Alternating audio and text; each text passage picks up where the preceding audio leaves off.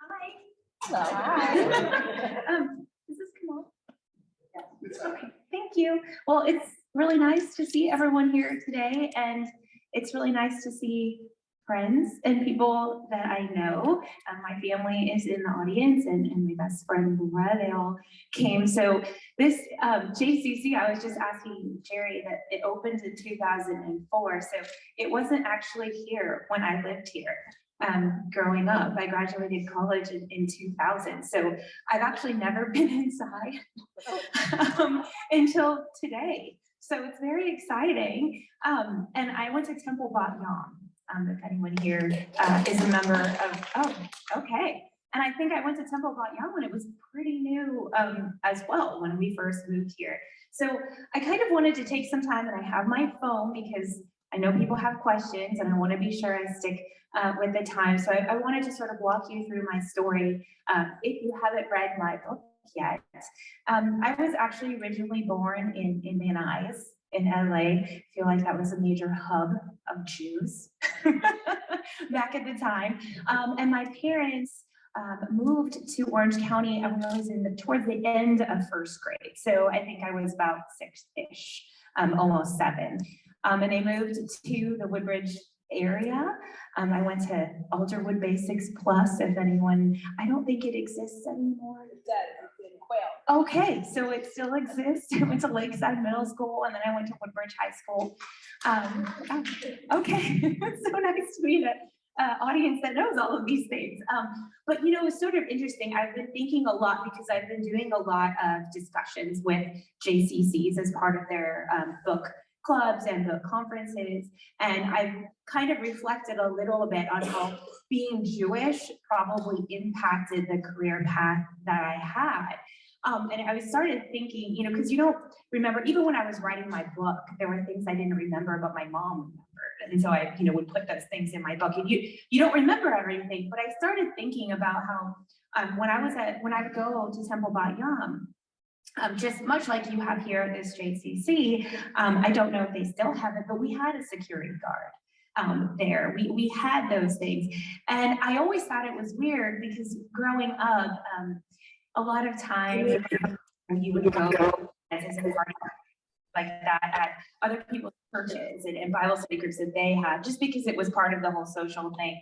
And they didn't have that. They didn't have security guards. And maybe things are different now, but that's how it was for me growing up. And so I think I always knew that there were issues within the Middle East, maybe people that didn't like us. But I think when you're young, you know, maybe you ask the questions, but I'm not sure that you understand the answers necessarily until you get a lot older. And so I grew up going, you know, I would say in about 3rd grade, and I talk about this in my book, is when the really bad bullying started for me. I was bullied pretty severely growing up, and it really continued all the way through. But I had some pretty amazing friends who kind of stood by my side through it, but the bullying was pretty bad.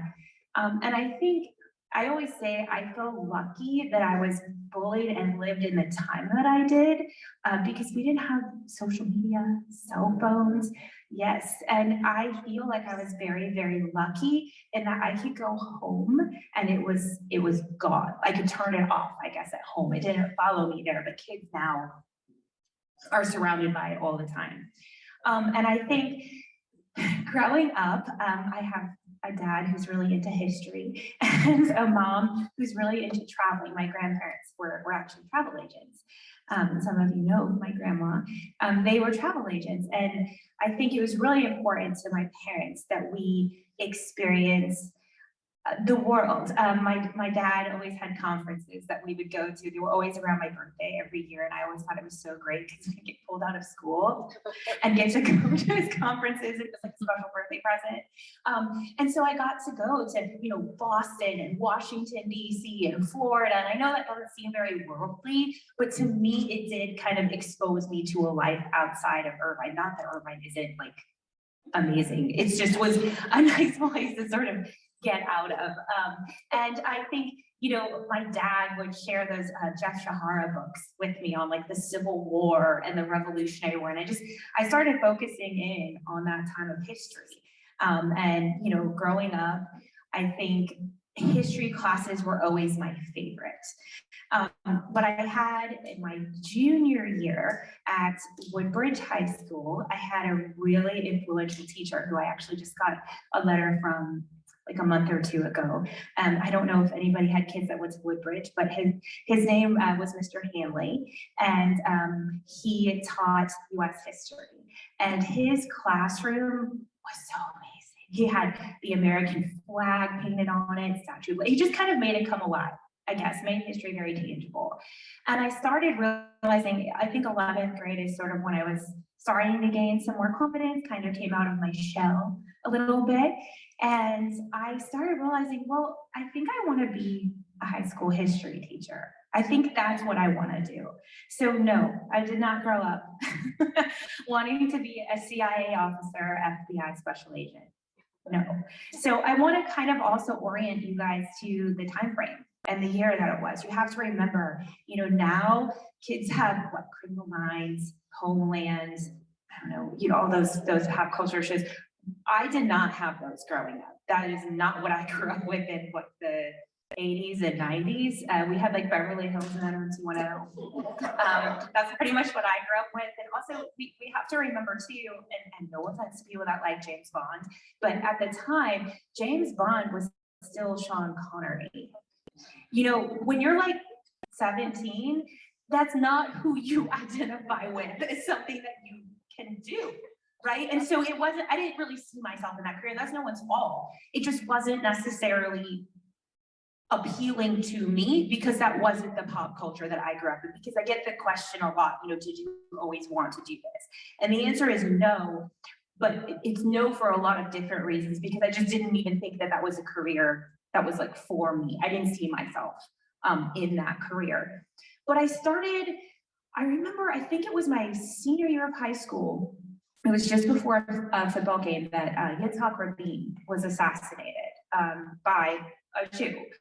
And I think the Middle East started becoming interesting to me. Like, why do we have all, security guards at Temple? I remember for my brother's bar mitzvah, Israel was not a place that we would go. It was too dangerous. And I started wanting to understand, like, where did all of this come from? And, there weren't classes that you could really take in high school necessarily to sort of scratch that itch.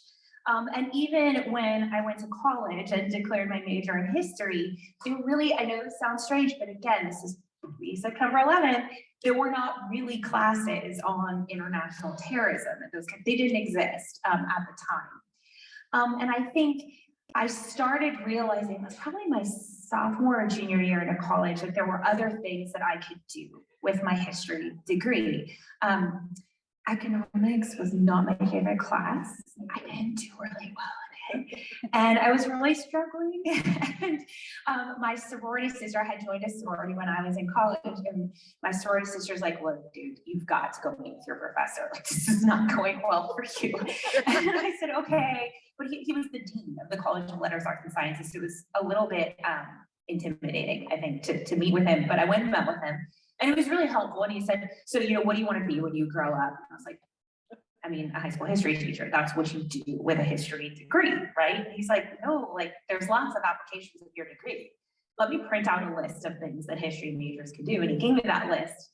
And I started looking at it, and I interned right now. I went to USC. Right next to USC is the Museum of Natural History. So I worked there for a time, cataloging artifacts. It's really fun.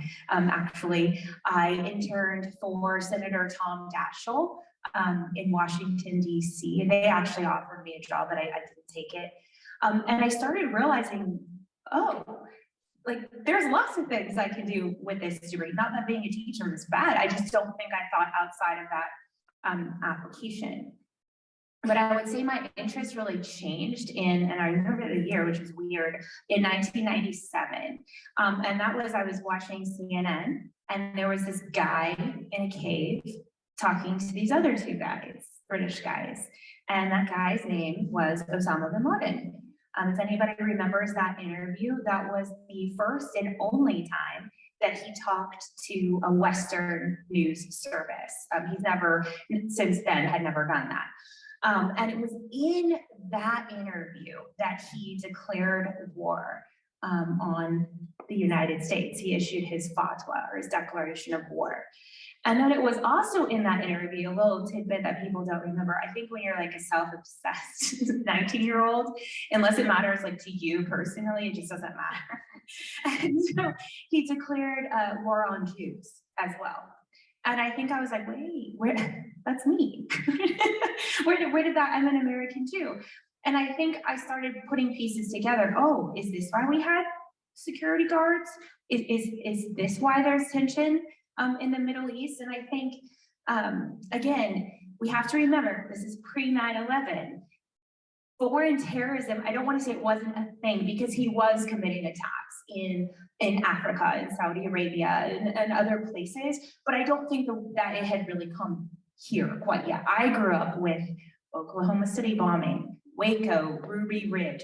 That was my idea of terrorism at the time. And so again, I wanted to try to learn more, but I think, and this is not USC's fault, there were no terrorism classes. There were no international terrorism classes. You could take government or international affairs or Middle Eastern history classes, but there was nothing really on terrorism. And I really didn't know how you would apply that necessarily. Like how would you work that? And I went to a career fair one day, really not willingly, quite frankly, it was on my way to class. USC has Truesdale Parkway, which is the main thoroughfare fair. I'm speaking with an informed audience here, so I don't need to explain it. They had my roommate, this was when the .com boom was a thing, and she wanted to go work at a .com, and a lot of them would be there, and she's like, just go with me on your way to class. And so I did, and I had my resume, and there was a table, and it said that they were looking, the CIA was looking for history and English majors. Okay, why not? And again, everyone always wants kind of this like sexy story, but it's just not. I'd be lying if I said that it was. And so I gave them my resume. Like, truly, that's how it happened. And I guess the rest is sort of history. They called a few weeks later, and they scheduled an interview, and I outline that in my book. It's quite well, Brian, my interview process. I was so young. I was still 20. I didn't turn 21 until I was a senior. My mom came with me for my polygraph. Yeah, she asked for my fake ID before I went into, see, I can do this here because she's here, but, she came with me. I mean, my parents supported me every step of the way, because another question I always get is, what did your parents think about this? Here's the thing, regardless of what they thought, they let me do it. Does that make sense? And I'm very appreciative for that. Because I think, and the question I always get to secondary to that is, would you let your daughter do this? Well, I kind of have to, because they let me, right? So the application process for me was relatively short, because you have to remember I was 20. So there's not a whole lot of skeletons in your closet, for the most part, when you're 20. And so it was somewhat short for me. For some people, it can take 1.5 years, 2 years. For me, it was maybe 5 months-ish. My dad helped me fill out my SF-38 form, I remember, on the typewriter with him. They came to my sorority house to do my background check, which was a really interesting time. And I got my conditional offer of employment from them November of my senior year of college, but it was contingent upon my graduation. So if I didn't graduate, they would rescind the offer. I graduated, and I graduated in May. I think I started in June or July. I can't remember the exact July. My mom's correcting me. July. I started in July.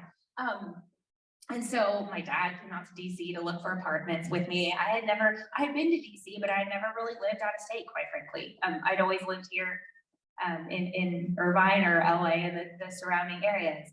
When you apply at CIA, you don't pick where you get to go. It doesn't work like that. They tell you where you're going to go. And really, some of my first jobs were looking at images. And I was working at CIA headquarters, looking at terrorist training camps in Afghanistan on September 11th. So it's always fun at parties when people are like, where were you on September 11th? And I always win. No one else has anything to say after that. But yes, I was physically at CIA headquarters on September 11th in the Counterterrorism Center looking at terrorist training camps in Afghanistan. We were trying to get information from them. Who's coming, who's going, whose activity is changing, is there going to be an attack soon? Those were kinds of the things that we were doing. And you have to remember, it, despite what people may say, I didn't actually know that the first plane had hit the World Trade Center. I know, crazy, right? Most of us did not. And we didn't know because we don't have phones, the internet at headquarters. We don't have any of that. We're not allowed to bring them in. You still aren't. And so someone called me on my outside line and said that a plane had hit the World Trade Center. And that is when we finally turned on sort of our office TV to see the second one hit the World Trade Center.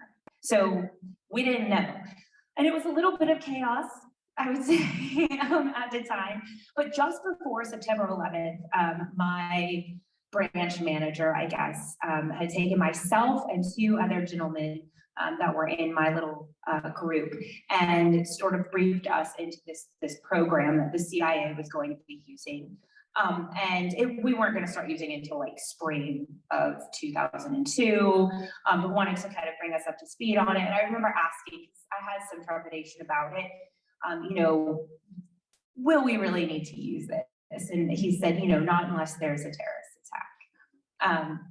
Obviously, things changed for me very quickly. And I started working on that program almost right away, I think, and that caused me to obviously grow up real quick. So I think I was 22, thanks, when September 11th happened. And I would have been 22 when I also started working on that program. So I was definitely the youngest. But we have to remember, a lot of people at CIA were around my age, actually. I had a lot of friends who were around my age, a lot of female friends. But I started working that program, and at that time, the room is a lot bigger now. I would say the room was as big as the stage that I was working, so you're very close together, and there were 3 of us. And I would say because it was so new, I have to sort of talk around it because I had to, there's black portions in my book. So I'll talk around it, so I apologize if I'm being vague. But really on a daily basis, George Tenet, who was the head of the CIA at that time, was in there. He was so good to us and so supportive of what we were doing. Brought us bagels every day. His wife, I didn't come home for Thanksgiving that year, and his wife brought us Thanksgiving dinner, there in that room. Condoleezza Rice was in there all the time. President Bush was in there all the time. Sometimes Rumsfeld, really just depended on the day and the particular shift that you were on. And I think that was hard because the area that we were operating under was Afghanistan, which at the time, well, in DC, it's 11.5-hour difference. So you have to remember everything's flipped. So the shift you're working is flipped. Day and night are flipped for you, which causes a lot of sleeplessness because you're on a weird sleeping schedule if you think about it. And I had friends that would keep me up and try to help keep me up. That was, I didn't have a lot of time to think. I could think about the gravity of what I was doing, if that makes any sense. You're just sort of going. And I think a lot of us after September 11th in the Counterterrorism Center, because you have to remember it was small at that time, there were not a lot of us in there. We felt responsible for September 11th, which I understand it wasn't personally our fault, but you still feel that. And I think we thought with this program, it was a chance to help and sort of settle the score, if you will. That sounds terrible, but I think that's how we viewed it. And I was on duty the night that, and I do talk about this in my book, we had a location of Osama bin Laden. We had him located in the Afghan-Pak border region in an area called Tora Bora. We knew that he was there, and unfortunately we lost him. that night. And so that was a really weird experience, I guess, to sort of be a part of. And then shortly after that, because we lost him, that was not my fault, but shortly after that, I was rotated into, they didn't want to get us to get burned out doing what we were doing because it was pretty tedious. They rotated us into a different group within a counterterrorism center that they had set up called CDC-WMD, which is the Weapons of Mass Destruction group. And that's what I did. Yes, I realize that's not my background, but the CIA sort of trains me for all of that, I guess, on the job, if you will. And so my job was to try to find members of Al-Qaeda who were trying to acquire small-scale weapons of mass destruction. So we're talking things like ricin, anthrax, botulinum. We're not really talking about nukes. Al-Qaeda doesn't have that capability. If you want to talk about nukes, they'd have to have a place to store them and then something to launch them with. They don't have that as far as we know right now. And so my target was a guy named Abu Musab al-Zarqawi. Some of you may know. He became, I guess, the godfather to ISIS or Al-Qaeda in Iraq. I won't go too much into that, but basically that was my job. And they sent us to poison school. Me and another one of my friends, she's still there, so I can't use her name, but my parents know her. She was also Jewish, actually conservative Jew. And she and I were very, very close and still are friends to this day. So we went to poison school together. And I remember her bringing her lunch, and it's funny, now you remember certain things. It was around Passover, and she is very religious. I apologize, we're Reformed, we don't observe Passover, but she did. With her matzah and us just sitting there after we were like building poisons, sitting in like the cafeteria of the building that we were in with her eating. When you think about it, it's like a lot, but I think at the time you don't think about the weirdness of the situation. And I learned how easy it was and how cheap it was to make these things. And it's funny because in my book, I'm not allowed to talk about our successes, the things that we stopped. That's what is so hard sometimes about the CIA. We really, truly do only hear about their failures. But we were able to stop many attacks, which I think was really gratifying, at least for me. And at that time, I got to go overseas to, 9 or 10 different countries. And my job there was to get information from people on attacks, on assets, or on targets. And also at the same time, I was doing my training at the farm, and I detail a little bit of that in my book in a chapter called Crash and Bang. And that's when you learn how to like drive cars into walls and those kinds of things. You learn how to drive stick there. I never learned how to drive stick growing up. And I never learned how to reverse. So I have a good story about that. I still do not know how to reverse a stick shift vehicle. It's fine.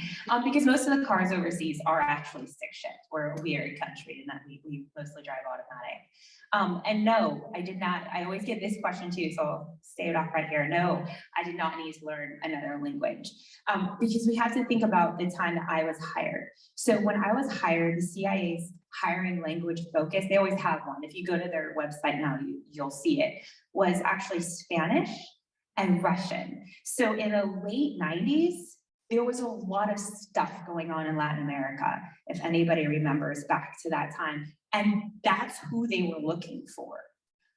I don't speak either of those. They know I don't speak any of those. And they really weren't looking for Arabic speakers. So you have to remember, a lot of us that were hired pre-9/11 did not have language training. And language training in CIA is 2 years long. So they would have shipped us out for 2 years, and they couldn't have us be gone for that long, especially with September 11th happening. Now, of course, now if I was still there, perhaps I would have had language training, but not at that time. So no, I don't. I don't speak another language, maybe the occasional Yiddish. But that's about it. And so I didn't speak another language, but the reality is I think we forget too, we are really one of the only countries in the world where most people just speak one language. Most countries that I went to, the vast majority of people there spoke English. as well as whatever their home country languages were. So it's actually not unusual to, I think the only time somebody wouldn't speak English to me was a member of the French equivalent of the CIA who was not pleased with us in invading Iraq. That was at the time when we had the whole freedom fry. Does anybody remember that? Yeah, and I think that has less to do with me not speaking the language and him just wanting to be difficult because of our geopolitical situation at the time. But my travels took me really all over the world. And I had some interesting conversations that I do detail in my book. I come face to face with several terrorists. Most of them speak English. A lot of them, if you look up their bios, were educated in the US, some in the UK. A lot of them teach English at their madrasas. And it was really interesting having sort of face-to-face conversations with them. Because I think I had in my mind a reason of why people get into terrorism. And yes, I think that there are some that fit that, but the vast majority of them did not. And that was just a very shocking thing to me. I asked one terrorist, when I had the ability to talk with him, I said, hey, why did you become a terrorist? Like, what, isn't that a question we sort of all want to know the answer to? And so I asked him that because you try to build rapport with them. And he said, well, I became a terrorist because I feel like I am beholden to Al Qaeda. And I said, well, what do you mean? And he said, they gave me everything. And I said, well, what do you mean? And he's like, well, I mean, I stopped school at second grade. My parents just like left me in a sewer on the street. I have hepatitis. I didn't know how to read and write. I have no family. And I mean, you have to remember that was a level of poverty I did not understand. That was a level of like needing things that I didn't understand, I think, growing up. And he said, Al Qaeda found me on the streets. They gave me school. They gave me food. They gave me medicine. And I think that was when that really clicked for me, like, okay, maybe this is how we start working towards solving this issue, is that you weren't getting what you needed from your community, and he got it from Al Qaeda. And in a weird ways, I do not empathize with terrorists, but I can understand why he did what he did, is he felt he had to perpetrate these attacks to, I guess, in a way, say thank you to Al Qaeda and what they had done. So it was just these really interesting. One of them, I asked him, why do you hate the Americans so much? And he said back, it's not Americans, it's the Jews. And I was like, at that moment, you want to tell him, hey, but I didn't, because you have to remember, I had spent weeks trying to foster a relationship with this guy to get information that I needed. And if I told him that I was Jewish, he would have stopped giving me information. But to this day, I kind of wish I had, but I mean, it's past. But yeah, being overseas was fun, but a lot of times I was undercover overseas. So my mom, I had to set up a ghost email address. I'm going to tell the story. I had to set up sort of a fake email, to be able to correspond with my parents. And she let me know that there was a mouse in the garage and I was in a war zone. I'm like, what is it that you would like me to do about it? Kind of those kinds of things. But then you also have to remember, I would send emails home to my mom to book me hair appointments for when I came back, because I get the roots done. And I think that was just kind of how it was. And they didn't necessarily always know where I was, and that's okay, but I still kept in contact with them. And I think, it was interesting because I get the question a lot, what did you have to do with Iraq and that whole situation? Well, the fact of the matter is I didn't. That wasn't my job. I worked counterterrorism centers, weapons of mass destruction group. There were no terrorist connections to Iraq, so it actually wasn't my job at the time. But it was interesting because even though I worked operations, I was very unqualified to be an analyst. I was not an analyst, but I worked operations. You still have to make charts, and you're still at headquarters sometimes, and you still have a cubicle and all these very unsexy things. And we would make a big chart to help us keep our targets straight, like who it is that we are going after. And it's a nice visual for us. And I talk about this in the book. At the top of our chart was that guy, Zarqawi, who I mentioned to you, not because at that time he had any connection to Iraq, only because he was our head poison guy. He is who bin Laden had said, you are my poison guy, go commit attacks or find people to do it. That was his job. And so he was at the top, and then we had these guys in different countries with their phone numbers and their names who we were all after, I guess. And a member of the presidential administration came through the vault we worked in, which was not weird at the time, saw the chart and said he wanted a copy of the chart, which again, not weird. We have to remember what time it was, you know, in the US. And our manager gave him a copy of the chart. We didn't think anything of it. It was just Al-Qaeda Poison Network. That was the name of our chart. But that was the chart that was actually used by Colin Powell on the floor of the UN to justify the Iraq invasion. You can Google it online. And someone changed the title of the chart to Saddam Hussein's Al-Qaeda connections. And it was hard because, and it's funny because people are like, weren't you mad? Weren't you mad? And I do get the question a lot, particularly from JCCs, of people mad at me, you know, because I didn't blow a whistle or do something like that. But here's the thing, I can't make any excuses as for why I didn't say anything. But I guess put yourself in my shoes at what, 24 or 5 and think about what you would do. That's all I can really say, I guess, about it.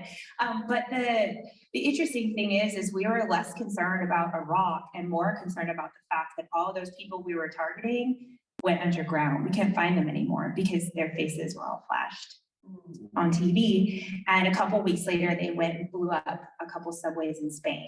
And we couldn't catch them because they all went underground. But also during that time, I was realizing it had nothing to do with Iraq or anyone really. I think I realized that I didn't want to live overseas anymore. Life was a little bit stressful and I didn't want to live overseas anymore. And I loved the CIA. I still talk to my former bosses. I'm still friends with people there. Received lots of accolades when I was there, but I think I made a very mature decision to leave because they're a foreign intelligence collection organization. That's what they do. It's never going to change, and it shouldn't. But I thought, okay, I still want to work counterterrorism, but I want to do it here in the U.S. And so I decided, I mean, who wouldn't, to just go ahead and apply to the FBI. And so I went through all of the FBI stuff actually while I was at CIA. They knew I was very open about it, what I was doing. They had to come there and do my background investigation, talk to my bosses and things like that. And I got in and I started, gosh, I think I left on like a Thursday. I don't know, Mom, you were there moving me. I left on a Thursday and I started at Quantico on a Monday. I mean, I didn't have much time in between. And so FBI training works a little bit differently. So you start at Quantico right away. And in my Quantico class, there were 40 people, 34 men, and then 6 women, which again, that's not weird. At CIA, I was the only girl many, many times. But I would say the level of sexual harassment and gender discrimination that I experienced was, I think my mom asked me once, like, why didn't you just leave? Like, I can't believe how bad it was. And I was like, I told you, but I think when you see it written down, right, it's like a lot worse. I think to me, I thought, okay, this is just a finite period of time though. I think the best day ever at Quantico was when they move you into a hotel, like your last week or two, and my dad stayed with me in the hotel, and getting away from my class was literally the best thing that could have happened to me. But I think I figured, you know what, I'm only here for a finite period of time. Once I graduate, I'm going to move on to a different office and this craziness will stop. I mean, just to give you a small incident was they didn't believe me that I had worked at CIA. Like, you came there to do my background investigation. It was just, there was like a lot of things, some are not going to be appropriate to share right now, but you can read about it in the book. But I got lucky. I was sent to LA. Yay. And even luckier, it wasn't just LA. I remember I got sent to the Santa Ana resident agency. Like, how great is that? New agents don't usually get to go to resident agencies, which I think also caused some issues with my class. I was the only one that went to an RA. And those are smaller satellite offices. So our mothership is the LA field office, and then we're regional smaller offices, which was Santa Ana.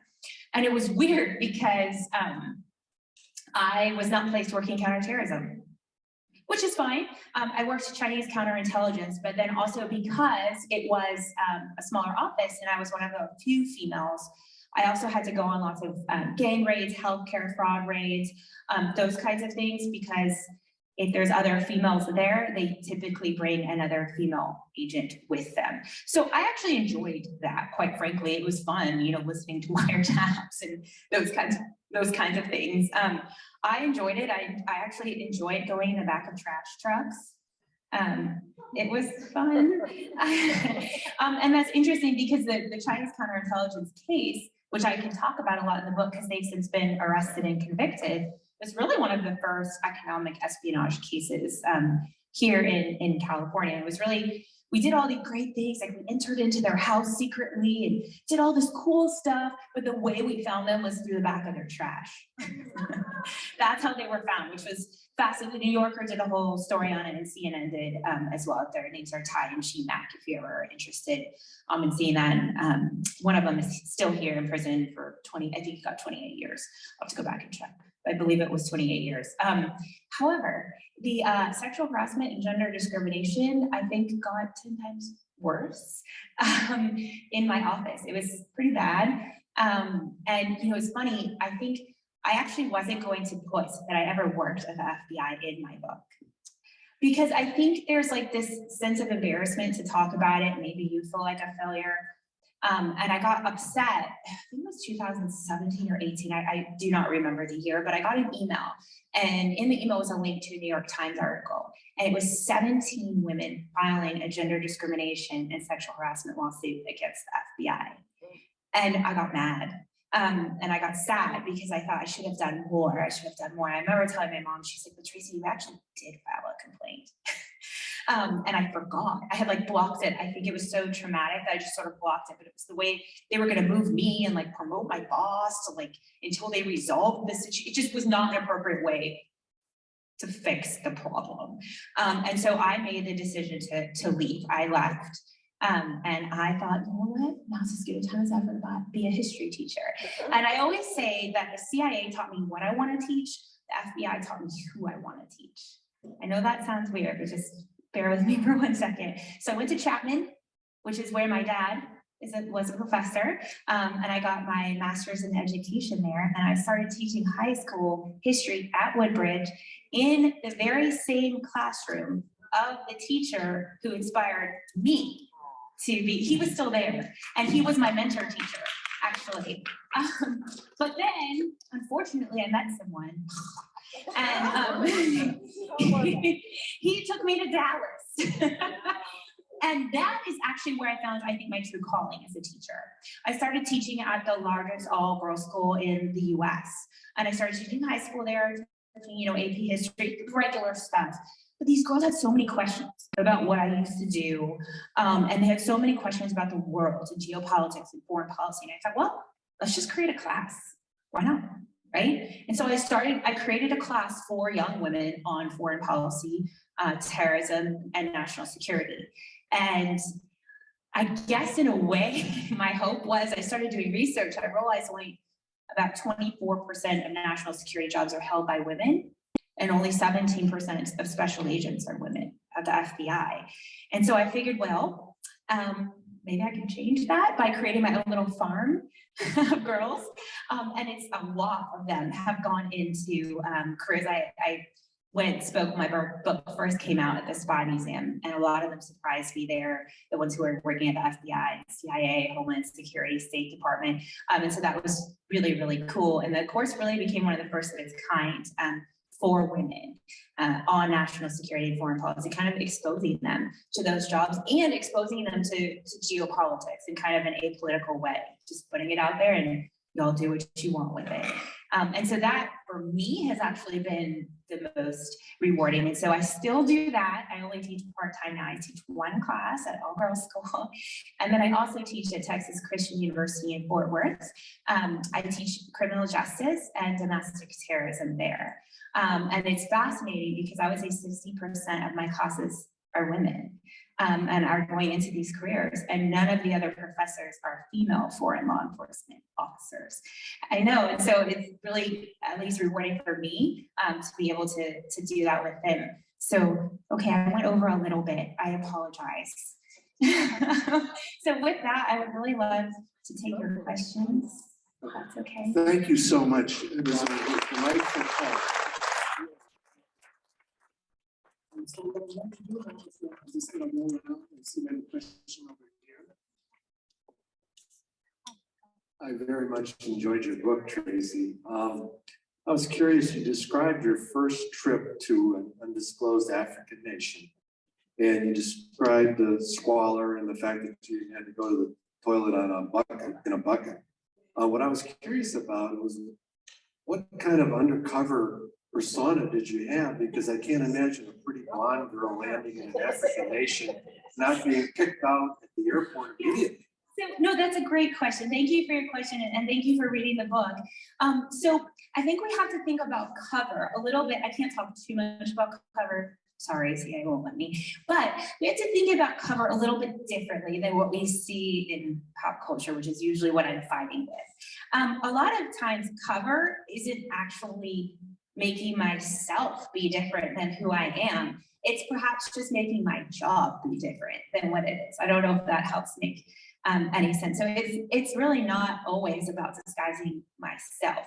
Although in a lot of the Muslim countries, it's so easy because you forget they wear burqa or they wear an abaya or they wear a hijab, and that is great for me, at least in terms of if I need to disguise myself. But you know, a lot of times I wasn't necessarily in a disguise like you might think of a disguise. Sorry, trying to talk around it. I can't go. I'm sorry, I can't speak about specifics. They redacted that stuff in the book. I'm sorry. Anyone else? We have a question in the chat if you want to. Yes. Sorry, let me pull the chat. Thank you. This question is from Deborah Glazer. Was the FBI tracking the San Bernardino murders? And what about other Islamic threats in Orange County? So I think, is she referring to the office space? The ones at the Christmas party? I'm guessing that's what she's referring to. I wouldn't know because I wasn't there. I'm sorry, when they were working that. I mean, my guess would be yes, but that would really just be a guess. I was living in Dallas, I believe, when that happened, but it would have been the Christmas party, I think. Go ahead. Okay, so, I. Hold the microphone close. Argumentative, but if you harass so badly, but why is it that you are enticing other women to go into that occupation? Can you repeat? I'm so sorry. Oh, It was just I'm sorry. broken up. That's okay. No, since you said it was such a hard occupation for a woman, why do you want to engage other women in that career? Sure, I don't think that's argumentative at all. I think that's a super fair question to ask. I think the way that I view it is that it's not worded appropriately in my book, but, and my daughter is here, but I have a chapter, the last chapter is start a revolution. And so I think the way that my parents have always raised me, and I'm super appreciative of, is that just don't sit there and you know, complain about it, do something to try to change it. And you have to remember that I can only speak about my lived experiences at the FBI. You know, I was working, and I was very lucky in that I was in a situation where I could leave. I was working with a retired special agent actually on something this past summer. And she was there, I can't remember how long she was there, and she struggled a lot on both racially and gender issues when she was there. And she was not in a position where she could ever just quit. I was very lucky in that I could quit. I could live at home. My parents were super supportive of that, and I could do that. And I don't think every single, and it's funny now that I've written the book, former or current special agents have come out. Actually, the ASAC, or Assistant Special Agent in charge of the New York field office, pretty much texts me regularly because he wants to try to change these things. So in a way, I don't want to discourage women from going into those jobs, because how are we ever going to change it, first of all, if I just I'm very honest and I tell people about my experience. But I also am careful to say, I'm sure there's women at CIA that maybe didn't have the best experience, right? I am very encouraged to see how many men have actually, now some are me, but how many have reached out and been like, okay, what do we do? How do we change this? What can we, and that's actually really helpful to hear. And, you know, I have a former student who, she actually did leave. She was determined to work at FBI. It is not my job to ever discourage a student from pursuing a career that they want to pursue. I would never do that, it's legal. But she wanted to do the FBI. Great, I did everything I could, you know, to try to help her and encourage her, and she did end up quitting because of harassment. And that really made me sad, you know, to see that she's now at the State Department and living her best life and super happy. But I have two other students who are there and are really happy. So that's a long answer to your question. Okay. We have a question up in the balcony I'd like to take next from Dr. Berman. Hi, Tracy. I also enjoyed reading the book very much. Thank you. Very enjoyable. Question I have is related to the chart issue and your knowledge of, you know, what really happened after the chart was given to the administration. And who in the administration do you think, through your knowledge at that time, was really the instigators in the misinformation, if you will, of the question of weapons of mass destruction, the connection between Iraq and Israel? That's a hard question. I don't know that I have an answer, because the reality is I didn't work Iraq. That wasn't something I focused on too much. And I really don't know who it was in the administration. All we know is we gave the chart. I can't say who I gave it to. The CIA won't let me. But I highly doubt that that person was the one who, you know, physically changed the chart. I don't know. I think there's a lot of people probably to blame for that. I can't say that there is just one. I'm very sorry. Hi, Tracy, how are you? Good. I have it's actually two questions. If you had to speak any other language that would have been useful for your work at CIA, what would it have been other than English? So, And then I have another question. and my mom is going to think this is funny because she wouldn't let me take it. French. Okay. French. 100% French. And amongst the terrorists, is there, other than English, what other language is prevalent? So that's hard actually to answer. Again, I know I'm giving kind of vague answers and I don't mean to, but we have to remember with Arabic, there are so many dialects and the dialects actually don't understand each other, which is not what I think people expected. So, you know, depending on the country you're in and who you're talking to, they might only understand Urdu and not Arabic at all. So I had no terrorists, quite frankly, that actually just spoke straight Arabic. I had some that spoke Farsi, that's not the same as Arabic. And then I had some that spoke Pashto, which is actually not the same. So it's really hard to say Arabic across the board because I don't think we realize how different the dialects are from each other. We had a hard time. Yeah. I have a question. Sure. How secure did you feel over there Over where? when you're overseas? Anywhere. I felt pretty secure. I think it was one country. I talk about this in my book. You just always think you're being watched. And so I would bathe with my bikini on. And you know, you'd put like a towel over the TV, those kinds of things. But I don't know if it's just that I'm a crazy paranoid person. That wasn't really like taught to us necessarily. I think it was just more, and I also think too, I was young. I was really young. And so I think you think you're totally invincible when you're young, right? And so in that moment, I don't ever think I thought I was in danger. But now I'm like, what was it? That's why I have more respect for my parents than I probably ever did before, is because I don't think I thought anything dangerous about what I was doing. Hi, Tracy. My daughter went to Woodbridge and she was so excited that you wrote this book and that you were going to be here today.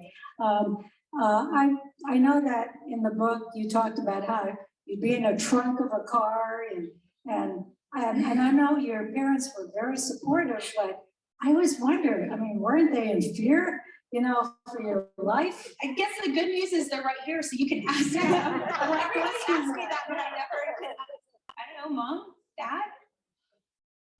I just thought they really took care of their people.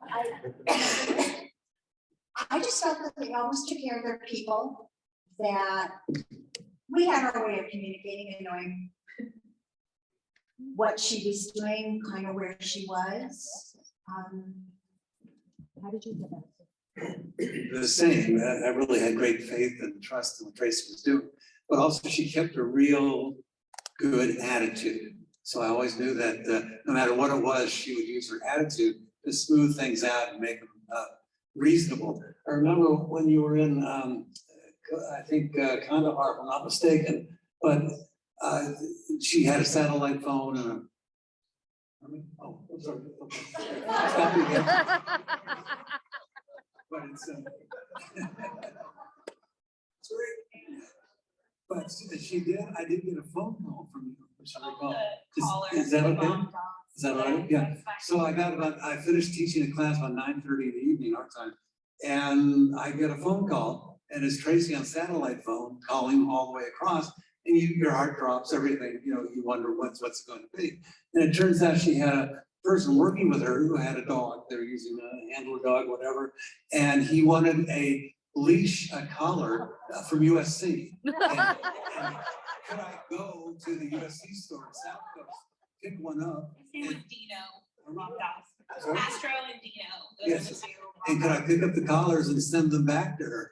And I'm thinking about all the things I was expecting to hear, but I certainly wasn't expecting to hear that. But I think to my guy's point about that, I know it sounds frivolous and silly, but I think that is what helps you like carry on. Like we would do, and I'm so sorry, but I actually despise the show The Bachelor. I really hate it. However, where I was, it was really one of the only things we could watch. So that's what I watched.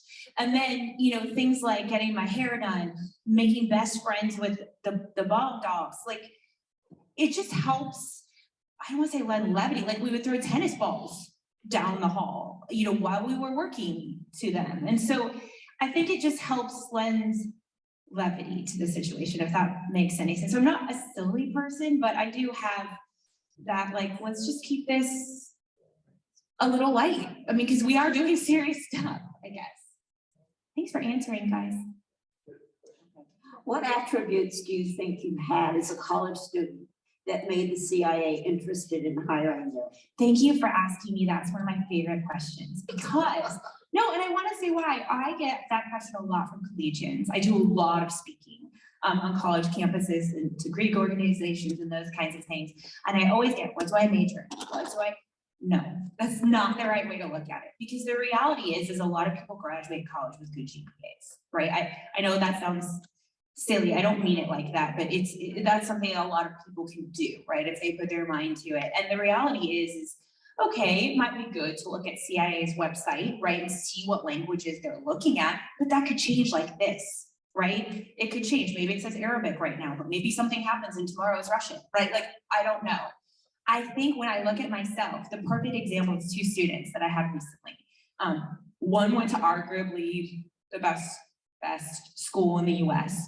And the other one went to sort of a mid-level school, both I think great schools. The one that went to the best school spoke 4 languages fluently, had done internships at State Departments all over the world, was majoring in international relations. The other one speaks 0 languages. She's an engineering major. Not sure if she really wanted to work at the CIA or not. Both of them decided to apply, so I kind of helped them. I still text with them, you know, kind of go through the process. Interesting. The one that has all of those qualifications dropped immediately. They caught her. That other one, I still talk to her. She's working at CIA. And that's what caused me to think about, okay, what do I have? And I think it's something that sometimes women actually bring to the table, which are development of soft skills. And when I thought about those two, the one who's at the CIA now, has them big time. And it's critical thinking, empathy, problem solving, logic, all of those kinds of things. In my opinion, either you have those and they've been fostered or you don't. And I will say, and this other student, I'm not speaking badly about her, we talk about it, she will tell you, she's like, yeah, I sometimes don't have those. And so I really think that that's what helps me be successful. But I've never asked and no one's ever told me. It's through my own reasoning. Hi, did you have a time where you feared for your life or feared for being found out? And can you answer that? Yes, I guess. See, it's hard because again, when you're young, or I say little, when you're young, right? You really think, now that I look back at some of these situations, I'm like, wow, it's a lot, but I think when you're in them, they're not dangerous. Yeah, we were shot at once by friendlies in a country that I was at, but I was in a bulletproof car, so I guess that was fine.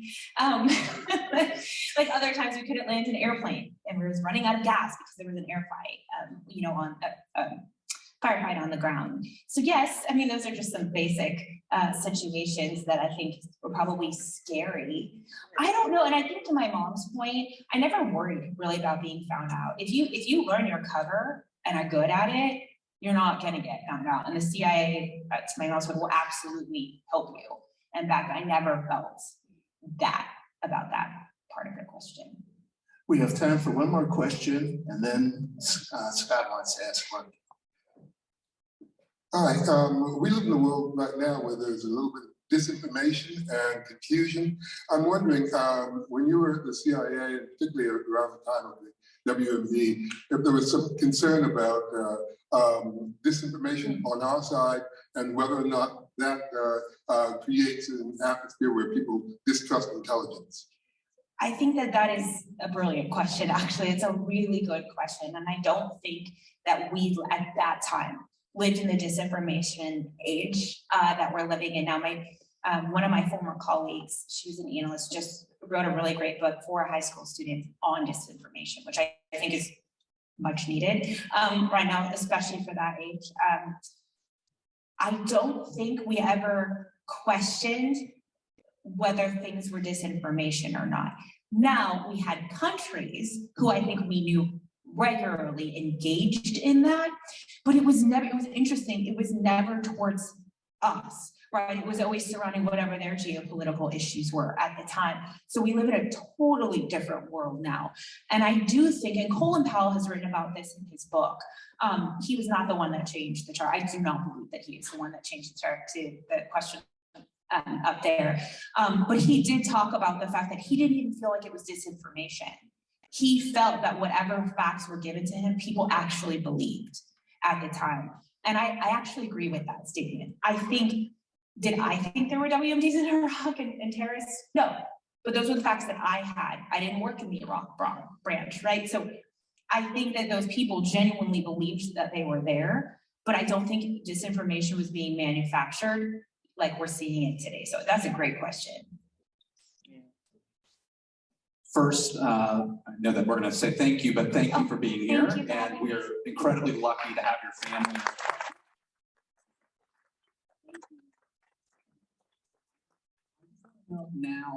Now, after all of this, and you talked about your thinking of walking into synagogue with a security guard and walking into, places that were just different. Now, that the school that you teach at has a security guard, and you're, walking in here, has your thinking on institutional security changed based on your experience? 5,000%. And if you want to be perfectly honest with you, having a child in first grade, quite frankly, I will be very honest. A question I get a lot is, do you get threats based on, the career that you've had? I don't. The threats I get are because I'm Jewish, which is fascinating. Those are the email threats that I get. Because in my book, I say that I'm Jewish. And it is very scary to me. I have to call our local police department and have them watch her and do all those things. And it's very interesting, the world that we live in. I did not grow up with that. But I think, gosh, the very first school shooting was Paducah, Kentucky, I think. And that was 95, maybe. I mean, I don't even think it was around. And so this is just such a different time frame growing up. And I think a lot of times it's interesting because at schools, it's this weird dynamic, right? Because you have some teachers who are like, oh, it's so offensive that there's a police officer there. Oh, it's scaring the children, right? Like, and I understand that. But then you have me who's like, no, we need that. Like, and let me explain to you why. No, we don't, right? It's this whole, you have one school of thought versus another school of thought. We need to meet probably somewhere in the middle because it's our reality, right? Whether we like it or not, this is the reality. And so a lot of times it is about changing administrators and their perceptions on things. I think there's a right way to do it where it doesn't seem like it's a fortress. Our temple in Dallas, Emmanuel, I think, are you familiar with it, does an amazing job. She knows and he always brings his dog. I think my mom and dad have seen the cute little Brittany Spaniel, and I think there's a way to do it that it blends effectively in the situation, and that kids know who to go to if there is a problem. So I think that's how I feel. I don't think we're in a time, unfortunately, now where we can just, it's funny because I think a lot about that particular where I went to high school, Woodbridge High School. That thing's wide open. Anyone thought about that one? It's just wide open. So it's so interesting now thinking about it with what I used to do, but yes. Okay, Tracy, thank you so much.